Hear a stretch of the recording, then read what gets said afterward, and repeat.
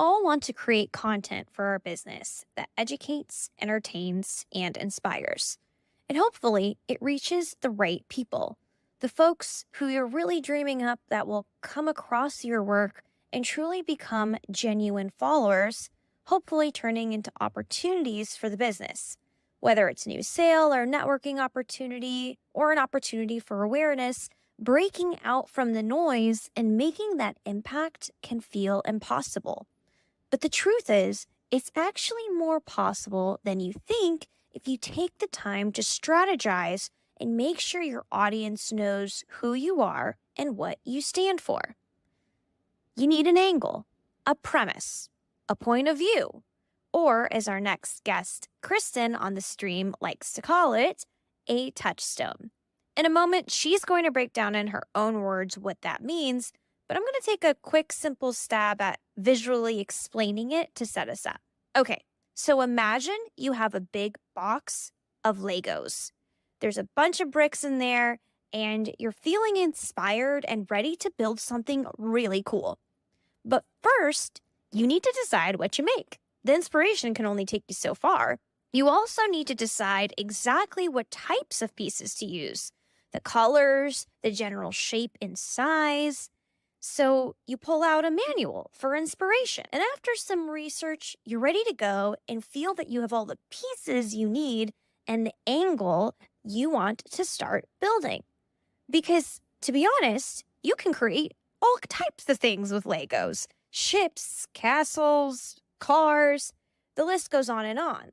But the type of thing you want to create is specific. And sit down and just create a Lego, you could just end up with something that everyone else has made or kind of getting stuck. So once you finally build the masterpiece, you follow another in the same theme because you've started to actually plan out a style and people are ready to see what you have next. And as a result of sitting down and thinking through that process, going through, making the research, you've essentially created the foundation that you need to make more. In my opinion, these touchstone principles are like the ideas you pick up to build with your Lego bricks. They help you figure out what your podcast or content is going to be about, and they make sure it's interesting, fun, and makes people really like it. Just like when you build something awesome with your Lego, they are the ideas that eventually turn into the tools and systems that create amazing content and become the literal building blocks for your audience growth. Well, Kristin, how did I do? Welcome to the stream. Do you like my Lego analogy? I love Legos. I have 3 kids and also a Lego collecting husband, so we're a very Lego-y family for sure. Well, thanks everyone for tuning into the stream. You know, we're doing something a little creative and different here. I really wanted to set up our conversation and give a very baseline, elementary level of what your theory of touchstone principles are, because in a moment, we're going to talk about how to implement that for your specific business podcast or business content, and why having those laid out is so important to make sure that the content not just exists, but really resonates and helps guide everything that you do. So I'm going to stop talking. I'm going to let you have the stage. Give us a quick 1-2, who you are and what inspired you to really dive into the touchstone principle concept, and we'll take it from there. So let's just start from the beginning. Okay, cool. So hi, I'm Kristin Spencer, and I'm a business communication strategist. And basically what that means is, you know how when you have a hybrid car, it uses a battery and a gas tank? So Yes. I'm like the car, but instead of the battery and the gas tank, I'm marketing know-how and writing expertise. So I come from the book publishing world. I've also worked as a humanitarian worker, so I'm really good at reading people. And I help people build that foundation, like you were saying, so that they know who they are, what they do, and how those things combine wherever they show up at their business or, their podcast. Yes, and the reason why I was so excited to bring you on today, Kristen, is because often when we get inspired to create anything, we just tend to want to start, and that's great. We want to encourage starting, but we also want to encourage iteration and reflection of that because often folks can get stuck. So, tell me from your experience with your clients and the work that you've done, where do most people get start in that process or get stuck, sorry, rather in that process? I totally knew what you meant. Yeah. So most people get stuck in this way. They're like, okay, I'm going to create a business or I'm going to create a podcast. Or if they have a business, I'm going to create a podcast to support my business, right? And they sit down and instead of thinking about what high value skills do I have? What values do I stand for? What are my non negotiables? And how do I want to show up in a purposeful way in the workplace? They're like, how am I going to get people to give me money? Like, that's the first question they ask. And that question cannot be the first question because there are just way too many answers. That's so true. We think of the ROI or the monetization of the content, which is relevant. Obviously, we all have bills to pay, but it's not going to be the first step in that journey of creating those lucrative pieces of content or experiences. So tell me more, break it down in your words now. Okay. Let's say I am a podcaster, I want to start a business podcast. I have some concepts, but I need help working out what my touchstone principles are. So where let's kind of role play that. Where would we start? Okay, so first I want to say that a touchstone principle is not the same thing as a mission statement because a lot of people get that confused. And a mission statement is really a list of actions that you're going to take. Like, we care about this, so we're doing this, and we want to make the world a better place. And that's cool. But mission statements are not really the same thing as a full identity. Oh, hi, Derek. I actually know Derek. Nice to see you. So it's not an identity. And what we want to see is that we're creating a touchstone principle, and that's built out of three really important Legos, let's say. Your major value, like your non negotiable value when it comes to what your high value skills are. And we'll dive into that a little bit more in a second because, like you said, the money piece is absolutely real, totally valid. The second thing is going to be your related strength because like for example, I'm in marketing, but I write. I'm a writer. Marketing can mean so many different things, but my strength, my core strength that I can perform in any situation is I can write myself out of a box, right? I can write my client out of like we are going to write them something that's going to give them clarity and confidence. And then the third thing is you need an actual pathway to connect those things because you have your value, you're non-negotiable over here. You have your strength. How are they related? Because if they're not related, you don't have a business. And so, what I recommend for people to do if they haven't thought through this already is that they sit down and if they're making a podcast to support their business, they actually just want to put the podcast over here for a second and think, what is the major touchstone principle for my entire business? And then after that, you can say, okay, what is a unique way? And for me, I'm always thinking, what's a fun way? Because I like having fun. What's a fun way that I can show up for my audience in this space in a unique manner so that I stand out, so that people remember me? And when they're talking about me, they're like, hey, have you heard that lady's podcast who creates these touchstone principles in real time with people that she's never talked to about their business before? And they're like, no. And that's me. I'm the only one who does that. That's so valid. I want to dive into that just a bit further because you said something important. You said if you just started a podcast about marketing, then that means so many things. Marketing now, especially in business, can mean content, it can mean paid ads, it can mean SEO, it can mean, gosh, like who even knows? AI, systems, processes. I mean, just saying, I want to make a business marketing podcast without a specific angle to it further than that is going to be very difficult in today's market, especially with the amount of content that's out there. So, in educating your clients about touchstone principles, we're not necessarily trying to tell them, oh, your idea is wrong. We're saying you're onto something, but let's iterate it further so Yeah. that it actually stands out. So for your show and what you do and your content, let's talk about somewhat about your journey. You just went through a journey of really going through and looking at your own content and seeing, okay, how can we narrow this down a bit further? I think that might be a helpful example. Yeah, so there's a really popular book in the business world right now. It's called 10X is Easier Than 2X, and it's by Dan Sullivan and Dr. Benjamin Hardy. And so I started reading that book about a year ago, and then I was really, I feel like it was an opportunity that I was able to go through a program with Dr. Benjamin Hardy in the last 2 months of 2023 and really dial in on what my 20% is, because we all know the 80-20 principle, the Pareto principle, where most of our results are coming from 20% of the work that we do. And the truth is, like in 10x is easier than 2x, what they say is, but the 80% makes us feel comfortable. So we keep doing it, even though we know it's not really helping us as much as it should be. And so I went through a really structured way of stripping away that 80%, which was painful and uncomfortable, but has really helped me focus on what it is that I'm doing in my space and to get super clear on that. And really, the only way that we can do that is to be in communication with others, but not just anyone, right? Like, I love my Mima. She's the best. She is the best Mima a girl could ask for. But I'm not going to ask her which 80% of my business I should get rid of, because anything that I tell her about destroying inside of my business is going to make her super nervous.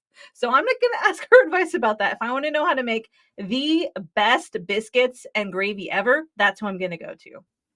That's so valid. I want to dive into that too, because sometimes when we are going through that, albeit painful process of trying to strip down what it is we want to create, who our audience is, and find them, it can feel lonely. It can feel a little, we can get stuck in our own heads, right? So rather than just asking everyone, like you said, I think really maybe reaching out to others that you look up to within that niche and partnering with them and just asking them a simple question like, hey, I kind of have this idea. Is this something that would resonate with your audience as well too? Because I'm thinking to kind of take this a different angle, but I just wanted to make sure. But if I ask my mom, for example, like, hey, I want to make B2B content and focus on storytelling and, coaching hosts and guests, she'd be like, what? Like, why don't you just interview people like the Howard Stern show or whatever? Like, I don't get it. You know what I mean? So that's relevant because it can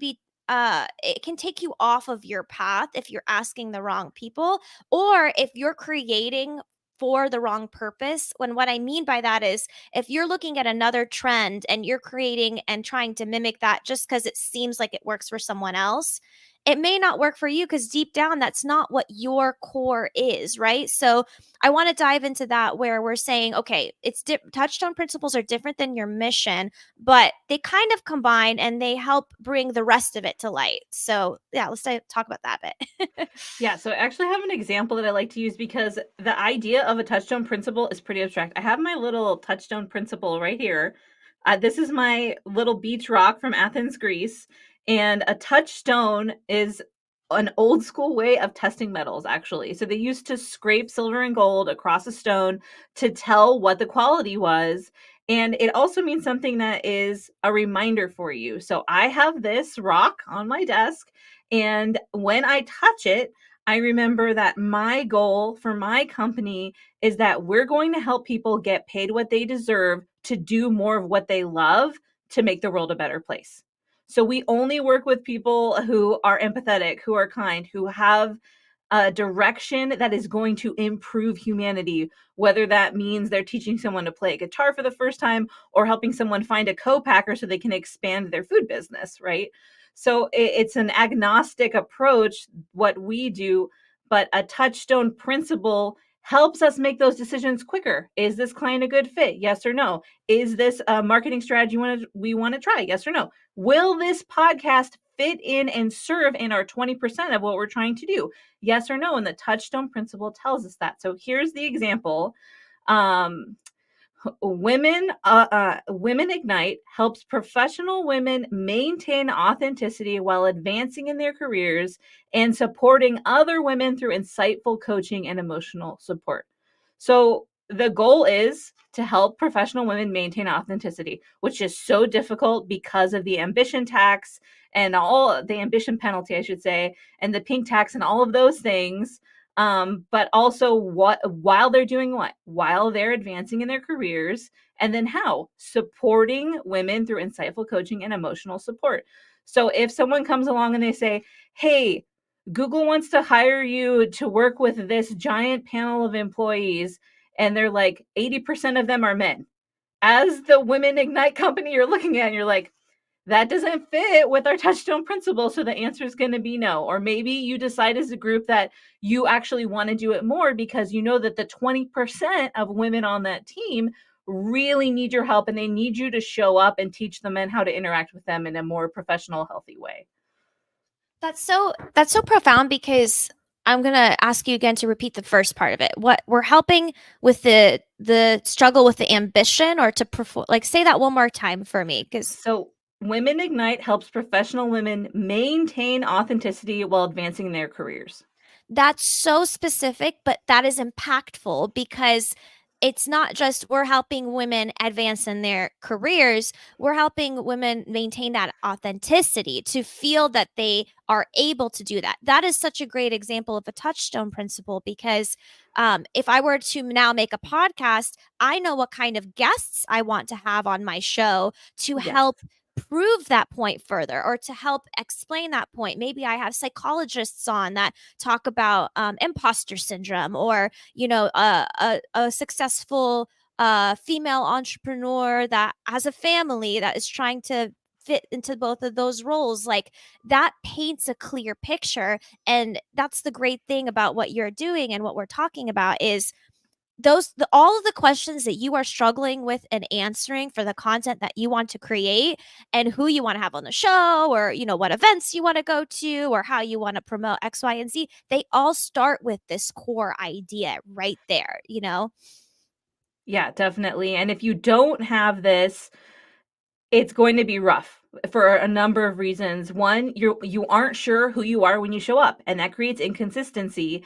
And inconsistency is the thing that feeds the monster of client mistrust. And we all know that's something we're dealing with, whether we're a podcast host, whether we are the CEO of a giant corporation. This is the biggest battle that we're fighting. And if we are not able to have that consistent foundation, just like the video explained, then we're in trouble and we're going to get lost along the way. And what I see a lot is people who don't have these foundations built, they end up in severe burnout because they aren't sure what to do, so they're trying to do everything.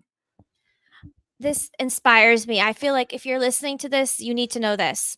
If you need to find your audience, if you're having trouble finding your audience, you first have to find yourself. And Mm-hmm. this is what you are talking about. It's sitting down and going, okay, what is the long term purpose of what I'm doing? Why am I doing it? But more, even deeper than that, not just from a mission statement, exactly what angle am I going to take to focus on and consistently show up for that? Because part of finding your audience and getting that consistency there is in that messaging. Like, here's a great example. Let's say today I'm talking to you about podcasting and content and strategy and business, and tomorrow I'm going to go on my live stream and talk to you about how to build a website, and then the next day I'm talking about like just AI and like all, like, it's just all over the place, right? How Yeah. am I going to find my one group? How am I going to really resonate and find the channels where those contents or themes make sense if I don't even know what I'm talking about, right? Well, and also to that point, if you're spreading out what you're talking about so much, you won't gain the reputation of being an expert. And also the people that you attract are going to be confused, and confused people are rough to work with. They're usually not happy because they don't know what they want, and it's not a fun experience or a productive experience. You can't deliver high quality work for someone when they don't know what they want and they're not sure what you do. I also think that I want to speak to the side of that can be hard here, which is it can be hard to say no, right? So it can be hard. That process is painful, like you said earlier. Finding exactly the one thing that you want to show up for and be consistent in can feel like picking a favorite child to a creative or an entrepreneur, right? You're like, oh Yeah. gosh, like, but there is so much I love. Here's the thing though, pick it for a season, try it, test it. It doesn't have to be, you're not marrying it. Like, let's be in a long-term relationship for a couple years with this idea, and then once we've established that, let's see if it works. And the great thing is, if it doesn't, try again. Don't give up if you found that your touchstone principles or your premise for your podcast or whatever it is, if it hasn't worked, it's okay, just from experience, because I feel like I've struggled with saying no, but lately I've learned that when I say no and I know what I'm saying no to, I'm actually saying yes to myself, yes to a better opportunity, yes to alignment, yes to consistency. I would love to hear what your experience is with that. Yeah, so I'm a recovering people pleaser, and I grew up as like the most obedient child, and my parents, even now, they'll be like, "Well, you were so good." I was like, "Yeah, but not for any of the right reasons. Like, not because I wanted to respect and obey you, but because I wanted to avoid all these different things that could have happened if I didn't do what I knew you wanted me to do." And so it has been really hard for me to set boundaries in my business. And one of the things that I did learn was, okay, I'm not going to let everyone hire me. Also, as a podcast host, it is rough. I get emails every day from people who are like, "We love your podcast." I like hearing that. I want to keep getting those emails, but then they're like, "Here's why we would be a good guest." And I'm reading it and I'm like, "You're not a good guest for my audience." And I have to absolutely protect my audience. They're the ones that I have to care about first because they're coming to me with a specific need, and hopefully to hear about lots of fun geek things and maybe Star Wars jokes that I try to insert everywhere. But they're trusting me with their time. So if I show up with a guest who has nothing to say to them, then they're going to be bummed out. And also, I'm not doing a good service for that guest who came on and invested time in being on my show when they're not going to see any connections from it because my audience has no way to connect with them. So let's dive into this. I want to kind of give a real example here. I'm going to pretend that I have made a podcast. It's for my business. I'm lost. I come to you and I'm like, Kristin, here's my problem. All right.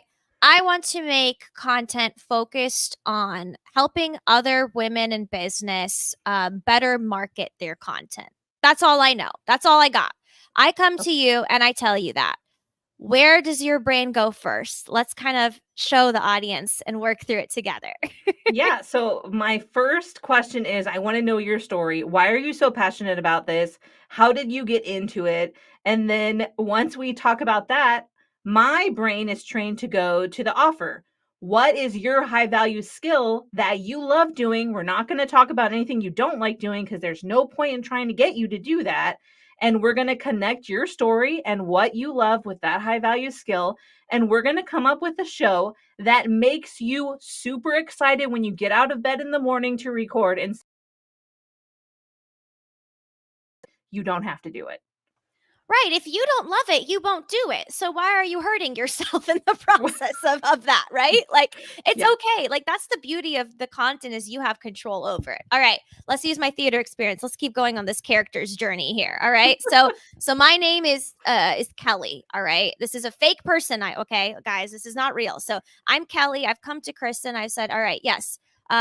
I want to help other women better market their content. My story is that I am a stay at home mom who has decided that I want to help other women who are other stay at home moms create content and help them better see that content so that they have the reach. They can actually reach people, right? And that content can go somewhere. And let's say I've successfully done that, and that's why I'm inspired to, and I've come to you and I've told you that. Yeah. So I would say, okay, well, what was your biggest failure? People really get mad when I ask this question. Be like, what's your biggest failure? Triggered. I'm triggered. Right. Yeah. And be like, what was your biggest failure that turned into what you're doing now? And you would not believe the stories that people have when I ask this question.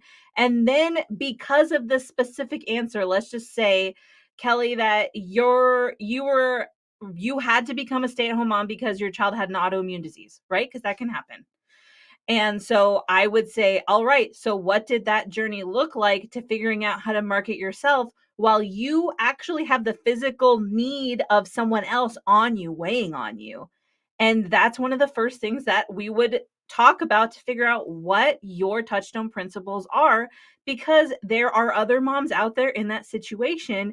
And it's not just balancing being a mom, staying home, plus marketing. It's being a caretaker of a child and those very specific needs.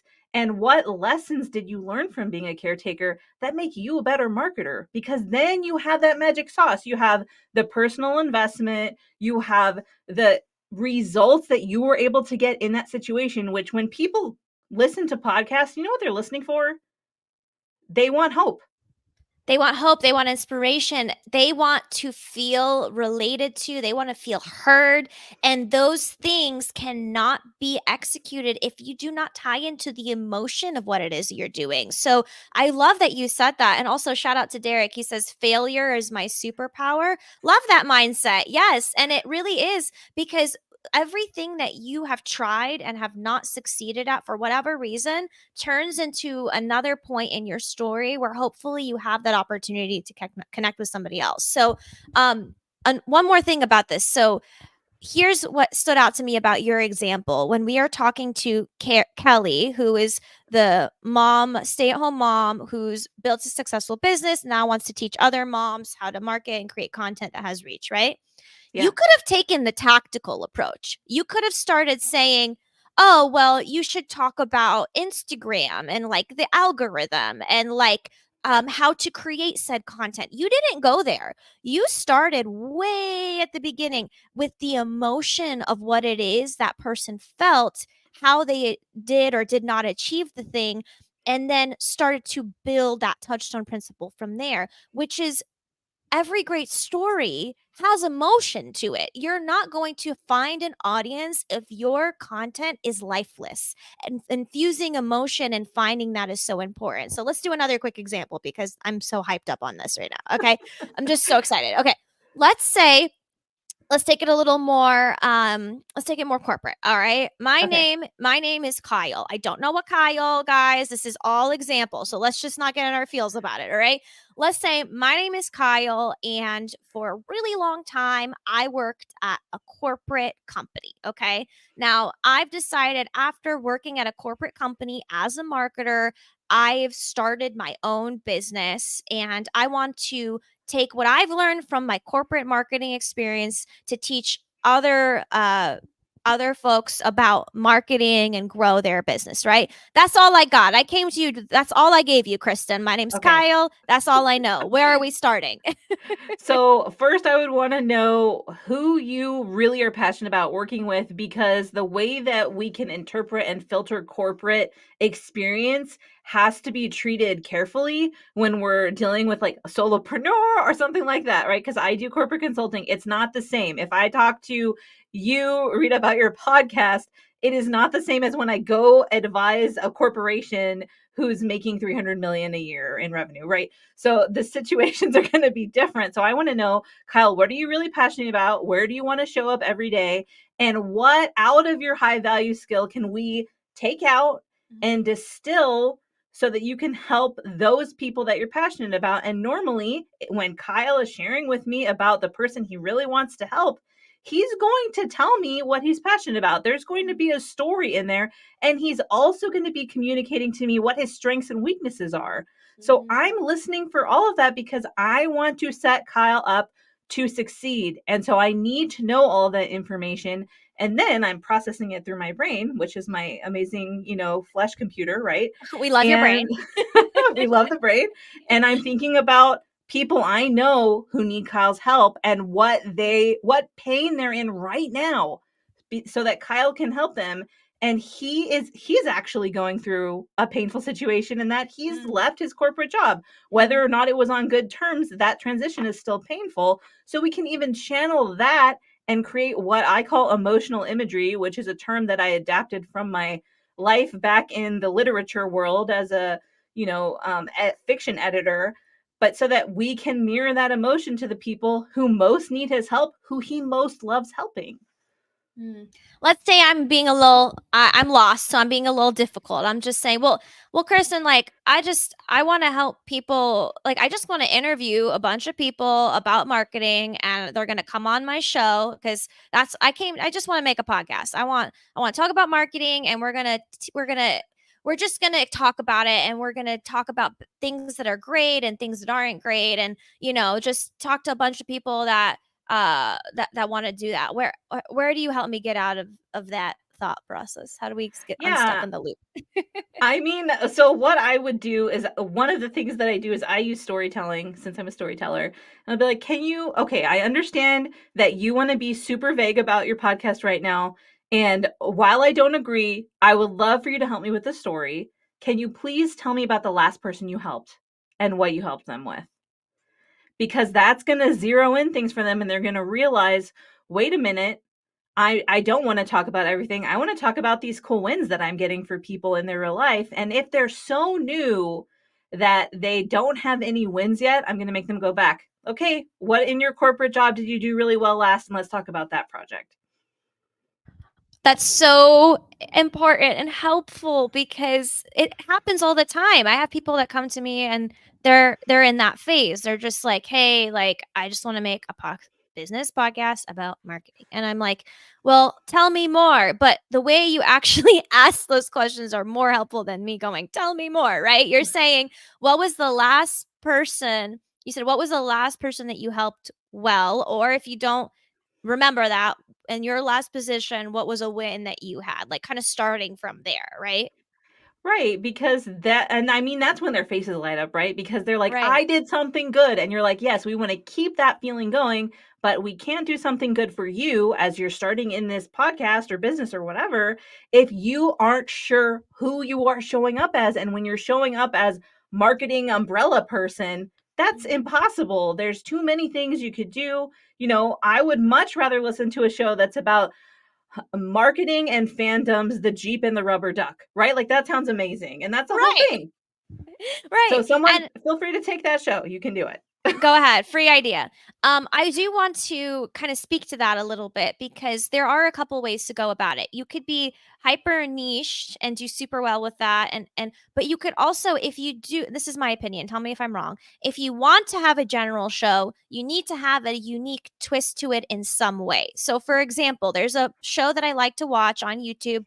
It's called Hot Ones. It's not a business show, but it's interviews. Okay, if you probably know what I'm talking about. There's this lovely set up here where this person is interviewing celebrities. Now, how many shows have we watched where one person is interviewing another celebrity about their life and their successes, their wins, their life journey, right? There's so many shows about that. Here's Yeah. what this person did different. They're eating hot wings, and the, Right. the the hot wings get spicier and spicier, and the questions get spicier as they go further, and it gets harder and harder to answer those questions, right? So Yeah. here's a helpful bit. If you have a general idea that you do want to pursue, think about what the special, unique angle or twist to that story is to help find a way to differentiate it in that light, if that makes sense. What are your thoughts on that, Kristen? Yeah, totally. I mean, when I was launching my podcast, people kept telling me what a horrible idea it was. They're like, wait, so you're going to do minimal research on this person. They're going to come on your show live, which is also streaming live, by the way, and you're going to, edit the episode and then put it out. And you are going to listen to them talk for about 15 minutes, and you're going to distill their whole business into one sentence. And I was like, yes, I am. And they're like, that's really risky. And I'm like, exactly. Wouldn't you want to listen to see if I'm going to be able to do it or not? And they were like, Absolutely. yes, yes, I want to know if you can do it. And if I fail, is that bad? No, it's still interesting, right? We all make mistakes and it humanizes me. So I really, and I love the idea of the hot wings because the hotter it is, the more carefully you have to choose your words because you can't say very many words. Right, right. I had another idea that anyone can choose to steal because this requires cooking skills, and I'm not a great cook. So I had an idea about when directors create stories, right? Sometimes they have to remove things from their movies, right? Like they have to chop it, right? There's something called director's cut or whatever, right? I had the idea for a podcast called The Chopping Block, where it's two people talking, like cooking and like, making cutting up things and talking about things that they had to remove from their content or their business strategy and how those things ended up helping them with their business. And they get to kind of lament about their things that they had to lose a little bit, and then eat, and then it's chopping, we're chopping it up, we're chopping up the talk, we're cooking, we're talking about it, right? So that's kind of a different analogy for the premise of, okay, if you have a general idea or a general topic, how do you humanize it? What's the way that you can make it feel the emotion of it? Because the emotion of me eating with someone or hanging out in somebody's kitchen or talking or whatever, like that's very real. That's very human. So it takes some of these more generalized high level concepts and takes the emotion back to one, right? Yeah, and I would say, like, as informational as you wanna be, and information's great. I love information. I'm a writer. I'm a nonfiction writer, okay?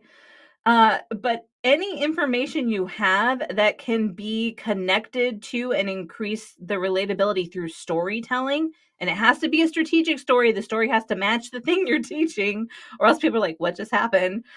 Then you are increasing that point of human connection. And one of the best ways to do that is also through humor. So, Yeah. Like I want to, yeah. Don't forget to be funny, guys. You can't be funny if you want. It's not all serious. Like it's not brain surgery here. Like it's content. Like let loose a little bit, you know? yeah, and actually in Humor Seriously, which is a book that did not make me laugh out loud one single time, but it still endeared me to the authors proving their point. Even if you do not get the laugh, it builds trust that you even attempted humor as long as it's not inappropriate, right? Like, read the room. Yeah, read the room and make sure, like, it's guys, this is streaming to LinkedIn, all right? You know what the audience is there. Like, let's be real, you know? Also, if humor isn't your thing, like maybe dry sarcasm or like, like whatever it is that is your thing, like you're saying look inward. Who are you as a person? Are Yes. you more serious? Are you funny? Are you casual? Are you very professional? Like take who you are, the essence of who you are, and assess that and write those words down, because most likely you're going to be able to find an audience that will better relate to who you are as a person. Like you don't want to have to put on a show. Like you are going to put on a show, but like it's not going to feel as natural, right? Right. Well, and I would say, authenticity is like the word of the year for, the Merriam-Webster last year. And people are so tired of it. But I will say, when you show up as yourself, it's so much less exhausting and you're going to attract people who actually want to work with you. You're going to enjoy guests more as a podcast host because you're going to have people reaching out who heard your show and they liked what they heard. And that's you. That's not a character you put on, right? I'm not saying you don't have to get excited when you show up, right? I'm super introverted. Like most days, you'll find me writing in silence or reading on my couch next to my dog. But that doesn't mean that when I come here, I'm going to be subdued and quiet and not engage with the audience. Right? So you can make adjustments, but I'm still showing up as my authentic self. I'm just a little more excited than I naturally would be because I'm excited to be talking to you right now. 100%.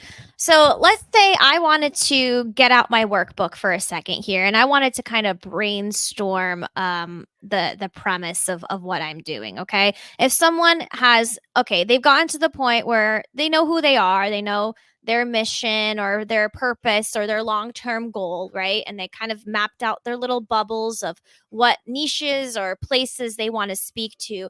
What's the next step? What's the more next best step after that you would kind of take somebody through? Like, what is the thing? What's your thing that you want to be known for? right? Like, because no one's really known for marketing. That's too vague. So what is your thing that you want to be known for? And one of the best ways to figure this out is to ask yourself this question: what can I talk about all day long without having to do any research and still be super excited about it? Or if you're like, I don't really know what that is, what are you excited to learn about all day? And then tell to your significant other when they get home, and then they're like, this is too much information about red cars from 1970 or whatever.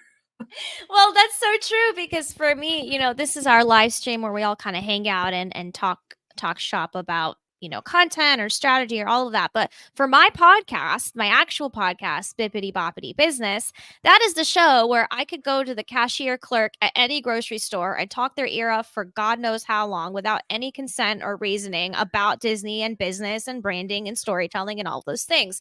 And some people may look at that podcast idea, Bippity Boppity Business, and think, oh, that's just a Disney podcast. She's just a girl who likes Disney. No, if you look at it a little deeper, you'll realize that I have done a couple things personally, in my opinion, with the show. One, I've identified a human baseline of connection. Me connecting with other people who have a love and passion for the Disney brand or related fandom esque topics, right? Yeah. Two, being able to to connect on that human level allows and opens up a more natural conversation based on the topics of branding and storytelling, immersive experiences, and all of that, right? Right. Three, what it also does is it creates an accessible way for someone to passively listen to the show and actually, hopefully, if I'm doing my job right, enjoy it through storytelling, enjoying it as if it was any other media YouTube outlet out there. Because the point is to differentiate the business podcasts from other business podcasts where they're very tactical and you feel like you have to turn your brain on to listen. This Yeah. show is supposed to be inspirational and it's supposed to have some educational value, but it's supposed to be a reprieve from the day-to-day content that one would consume about business and all of the things that we talked about, right? So I'm not shouting it out just to shout it out, but I really wanted to give that example because I feel like what you said was relevant. It should be something that someone can listen to through story and enjoy. Like, guys, they have to, it's still content. They have to enjoy it, you Yes. know? It's entertainment. It's infotainment, right? That's what they call it at Disney. You have to give the information to them in an entertaining way if you want them to remember it. If you don't care about them remembering it, I don't understand why you're doing a podcast.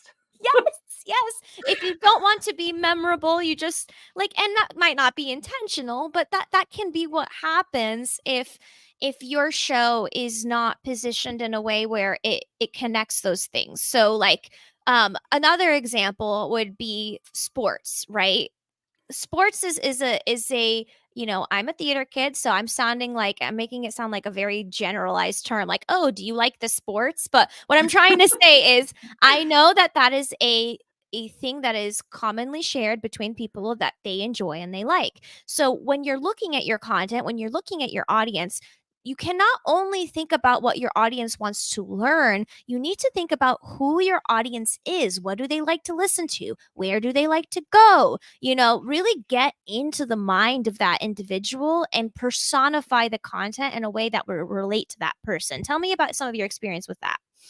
Yeah, so I would say it's really funny that you bring that up because the step after establishing Touchstone Principles is to find unique purchasers. I don't use ideal client avatar because it can be exclusionary, but to find unique purchasers who share your values so that you can show up for them and you have the same values and you know that you're a good match. So you cannot have a successful venture in life, in business, wherever, if you don't understand what values you represent and who you're representing those values to, because there's just not going to be any connection. So, we've seen, I always like to use the case study of Coinbase. So, Coinbase got wrapped up in a lot of social issues. Not to say those social issues are not important, they definitely are, but they realized this is actually a distraction from what we want to do, which is financial. It has nothing to do with social issues. And so they created new Touchstone Principles and they invited anyone who didn't feel like they were a value match to leave the company. And they were able to grow an insane amount over the next 2 years because of that, because of strategic subtraction. And for people who are doing podcast hosting, or maybe they're small business owners, I can guarantee you that if I say problem client or problem guest, someone pops into your head right away. And the real problem is that there's a value mismatch there. So you're bringing someone on your show who doesn't actually resonate with the values of you or your audience, and that's a huge problem. So you have to be thinking about values. You have to be thinking about your touchstone principles and how the values that naturally pour out of that, if that makes sense. And then who resonates with this, and stay true to that. And in a kind of more tactical way, too, it helps, for example, make decisions about, let's say you want to create an event, right? If you know who your audience is, let's say they enjoy sports. Maybe your show is a generalized business podcast, but you talk about how sports business was a thing and you use sports analogies, right? If you Yeah, have a meetup or an event, you know what you're doing. You know where your audience would want to go and sign up. We're going to some kind of sporting event, or we're doing, if you want to do a giveaway, you're not scratching your head and going, what kind of giveaway should we do? You know who that person is, and you know exactly what people would sign up for, right? So exactly. tell me more about what qualifies. You say you don't use ideal client, ideal purchaser. What are some qualifiers of what that would be, that to help identify that for somebody? So unique purchasers is a whole thing that I could talk about for hours. I'm actually developing a whole program around it right now. But the reason why I've sort of gotten away from ideal client avatar is because it was created in the first place to make marketing firms' jobs easier. And that's not good for anybody but marketing firms. It's not good for their clients. And also, when you ask someone to create a demographic group, they're going to naturally select people that they're around all the time, which means that there are underserved communities that are left out of being served when they need that service. So, for a unique purchaser, what you're looking for is someone who has similar values, whose culture already has structures in it that support the kind of service that you're going to bring, and who has a personality fit for the service or product you're providing, not necessarily a personality fit for me, right? Because it could be, you don't want to just dive into working with people who are a total personality mismatch with you, but in general your offer is going to serve someone really well who might have this kind of personality profile. So you want to be thinking about that instead of who do I like working with, when you're trying to figure out who can I best serve. Because I think that's what a lot of business owners do. They're like, well, who do I want to work with? And then they create this demographic list for an imaginary person that probably doesn't even exist in this climate today, because ideal client avatars were developed forever ago. So a unique purchaser is just an updated twist on that, that's more inclusionary, that's more based on psychographics, which has to do with values and beliefs and personalities, as opposed to age, gender, societal influences and that kind of stuff. Well, stereotypes too, and it happens. We tend to do that, but I have never really resonated personally with the idea of ideal client, because how do you know, okay, sure, this person is this age, they make this much money. Like, those assumptions, you're right. They may not be as relevant, but if you focus rather on psychographics instead of demographics, that's so interesting, because a lot of our intentions of or desires to want to act or buy are focused in something deeper or rooted in something deeper than us, right? So, for example, just to get personal and relatable here, I noticed that my desire to impulse buy usually happens when I'm stressed and I want to fix a problem. If I have a problem, that's when I want to go and buy. And what I mean for that is for my business. If in my business I'm struggling with something, I'm all of a sudden I'm Googling and I'm trying to find a way to buy something to fix it. Now, that's not the best way to go about it, just saying, okay? But it's something that I realized. But when I realized that, it turned on a light in my brain and it made me think, wow, my desire to act is rooted in something that I am emotionally experiencing, right? I am Yeah. being compelled to do so.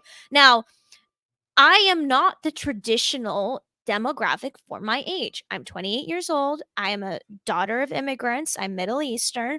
I run a six-figure business. Somebody that would look at me and how I sound and how I act may not think that that's the position that I'm in. I am proud of that, but I like what you said with psychographics. So, what are some emotions, the psychology that we want to appeal to? And I know it differs based on who that ideal purchaser is, but in general, we want to start thinking about to get to that point.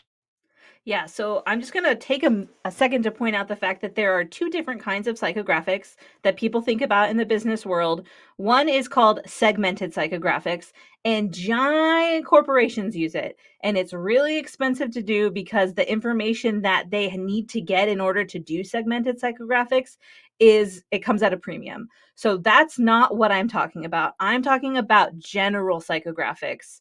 So for people who are like, they hear the P word and they get really nervous, we're not talking about segmented psychographics. Don't worry. So general psychographics are really based on a person's belief system. So you have to think about, what are they predisposed to prefer as far as behavior? What are they predisposed to do when you give them the information that they need? For some people, so I always give this example.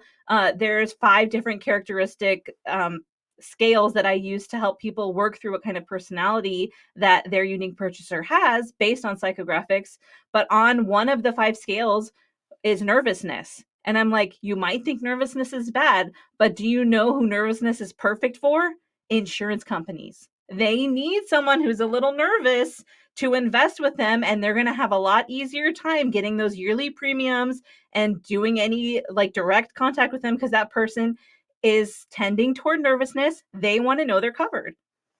I love that. For anyone who's listening live right now, please chime in. We would love to kind of help you out, answer a question that you have for yourself. If you're trying to find your audience or really nail in on your messaging, like this is your chance to send us over a comment and have us help you with it like right now. So like freemium, like at a great, like Kristen's amazing and it's just such a great value, honestly. So I'm not trying to sell it, but I'm trying to encourage you and let you know that this is meant to be interactive. So we've talked a lot, we've given some concepts here, like to kind of summarize. We've talked about, what it is you want to do, why you want to do it, clarifying the why behind the buy and all of that. Because the point being is, if you don't know those things, you will never have that roadmap. You will never find that guide to be able to create long term and the way that you want. And that's what we want for you. We want for you to be able to create and develop what you need for yourself or your business for a long time so that it does benefit you, right? Like for me, I feel like something that I did a little bit ago with my podcast is I tried to change it because I tried to make it very specific to what I was hearing other people say you should do with a podcast or with a business podcast and all those shoulds and woulds and whatever. And what I found is I had people that I've never met before message me on LinkedIn and go, "Hey, I love your podcast, but like, what's happening?" And I didn't know. But like you said, like when I confused them, that's when I heard from them. And that's what I'm trying to say is, when you find your audience, sometimes there are so many people that passively or silently consume your content that Yes. may not come out and just like tell you until either something exceptional happens or something confusing like I did happens as well too. Well, and I'm so glad you brought that up, because I was hoping we would talk about your podcast a little bit today, because it's an example of what we're talking about. You know who you are. Also, we totally bonded over Disney. That was like, we Yes. talked about it for half an hour, I think. Yes. And that differentiates you. And someone who is into Disney, they're probably not into it a little bit. They're probably into it a lot, like both of us are. A lot of it. Yeah. Yeah, because that's what happens. The Disney machine takes over, and you're like, "What? I can get pins and trade them with people. I can Yes. collect cards. I can watch cartoons and movies." It Right, just right. No, but it's so true because I think what it is it's recognizing and accepting your own self, like being authentic, right? For the longest time, and I'm not sharing this to sound like woe is me. I'm sharing this because hopefully someone can resonate this with this. For the longest time, when I showed up to my business podcast, I felt like it wasn't businessy enough. I felt like, I wasn't the way that we see business podcasts presented, right? So I felt like I had to put on a facade or the stereotype, if you will, which is why I think, maybe ideal buyers can be a difficult thing or not so great thing mentally. But either way, to put on this facade of like, I am a business person with a deep voice and I'm serious. But guess what? It didn't work. And what happened instead is I stopped making content and I started being mad at myself for it. So, oh, we do have a lovely user who has shared a comment. So let's pull it up here. So, loving this talk and all of your thoughts. One of my challenges as a musician is that I have to push and evangelize and share my music in a world that is very oversaturated with folks doing the same thing. How do I get better at understanding and how can I tell a story that stands out? Such a great example. Kristen, go for it. Okay, so first I'm going to say that you should read one of my writing coaching clients' books. His book is called This Book Shreds, and it's by Rob Spampinato. And he talks a lot about this in there. You should also check out his YouTube channel. It's called Rob's School of Music, and he interviews like amazing musicians who have gotten through to the other side of where you are, dear wonderful viewer. And they share how they did that. So there's a lot of great. I really like Rod Castro's story, actually, about playing for Beyonce and all that stuff. So I would say, though, that you need to lean into what makes you you. I'm also a singer-songwriter, so I'm writing songs all the time. And the thing that makes my songs different is that they're about a middle-aged plus-size mom. How many songs have you heard like that? But how many middle-aged plus-size moms are there out in the world who are just trying to figure it out and they have a job and they have a bunch of kids and all that? So I I have my pulse on what's going on in the music industry because of my clients and because of my own experience. And I would say I'm so tired of hearing vague breakup songs. And that's actually one of the things, whether or not you love her or hate her, what everyone's talking about are Taylor Swift. Why are her songs so great? Because they're so specific that you know who she was talking about in which breakup song is playing. Well, People yeah, and agree to that. I agree to that. Another song that recently popped off on TikTok was a very specific breakup song. And, I don't have personal experience in marketing and music and that end. But what resonated to me in this person's posts is that she talked about a breakup where after 20 years, she was married to the same individual, feeling unheard, and how hard it was to go from, you know, I am the mom, I am the identity, I am the wife to like, wow, 20 years later, I'm divorced and I'm broken up with, and these are the things that I experienced. Now, that very specific scenario is very relevant in today's world. And I think that story does stand out because it has an element to it deeper than just I love Carrie Underwood, but like, yeah, people cheat and people break up, but like, what happened? We're curious. We're Well, that's nosy like as people. We Kelly want the Clarkson too. details. Yeah. She's like a detail giver, right? Like we really love the details, and that's also how we can differentiate ourselves in marketing and in the music industry. Like one of the things that you can do to make yourself stand out is I wrote this song, here's the story that goes with it. And any radio personality is going to want that over a song with no story, for sure. We want the drama a little bit, y'all. I'm We not want gonna to lie. know. I am a Swiftie too, and I love the details.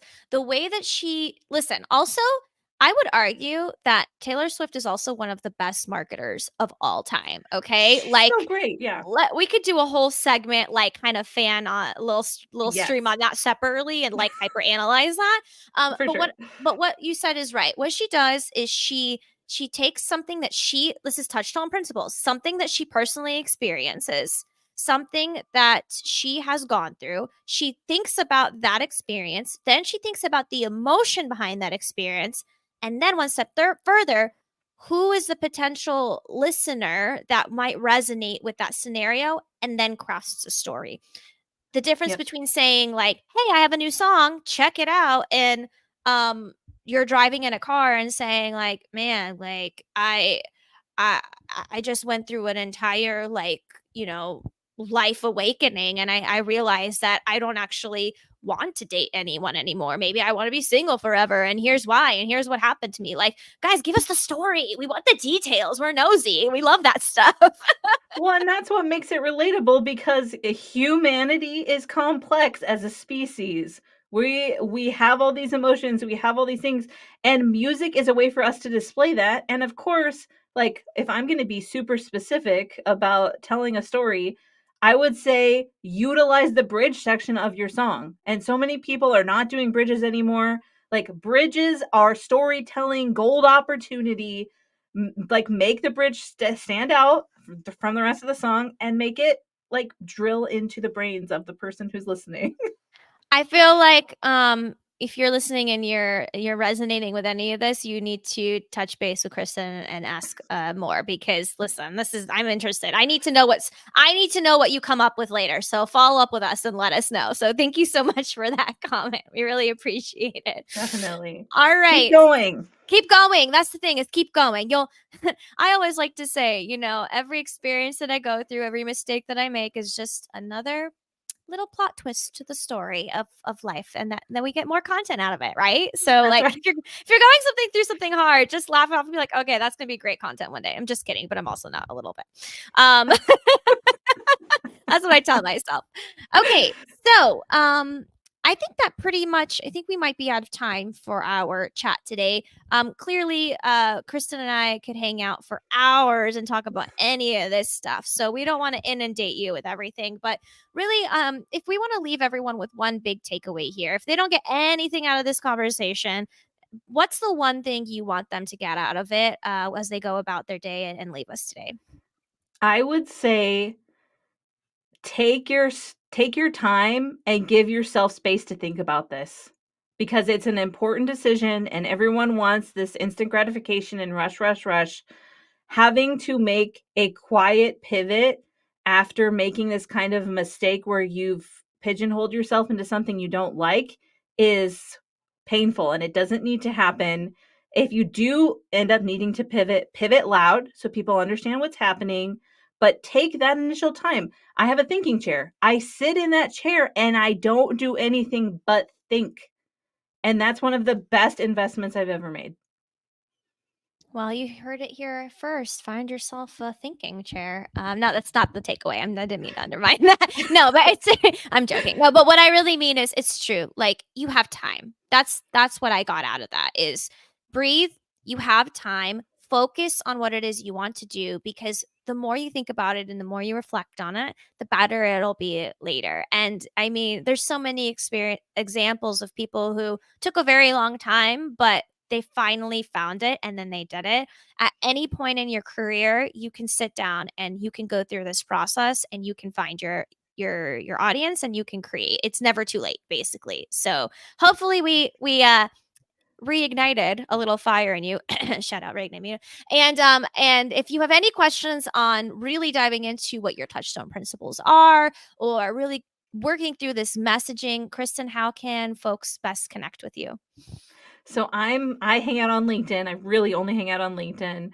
And then also if you want to check out our website, you can go to litsym.com, litsym.com. Awesome, everyone. Well, thanks so much for hanging out with us and being our content buddies. Thank you for being my content buddy today, Kristen. I feel very invigorated, inspired, and ready to start the day.